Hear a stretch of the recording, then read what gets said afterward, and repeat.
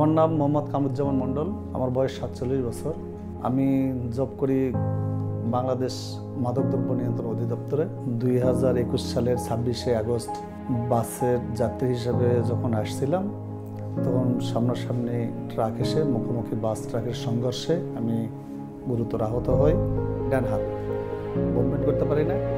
এই সমস্যার কারণে ভারতের মণিপাল হসপিটালে আসছি এবং এসে এখানে ডাক্তার সুনীল জিকে নিয়ে আন্ডারে ট্রিটমেন্ট নেই এবং তিনি আমাকে দেখে বলেন যে সার্জারি করলে হাত ঠিক হবে। সেই অনুযায়ী উনি আমাকে সার্জারি করেন এবং এলবো রিপ্লেসমেন্ট করেন। He had a history of road traffic accident about 3 years back in 2021, where he also had the fracture of the right elbow. So he underwent 3 further surgeries to get the bone to heal, and when finally he did, he found out the elbow was very stiff. So he could not carry out his dominant arm, his right hand activities because of the elbow stiffness. So when I examined him, his elbow range of movement was only about 15 to 20 degrees, from the position of 20 to further 20 is 40 degrees.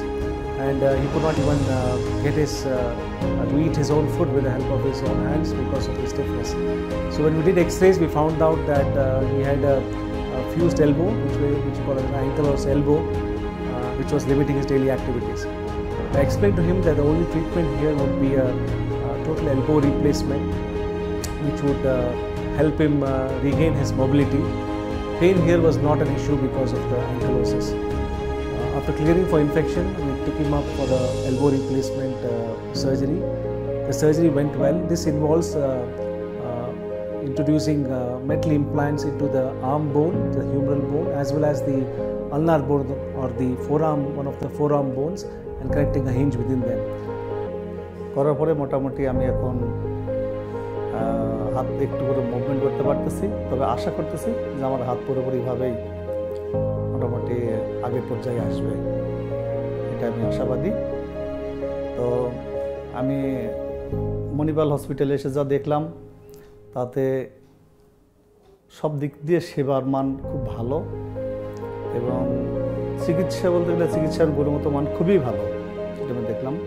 Patient did well.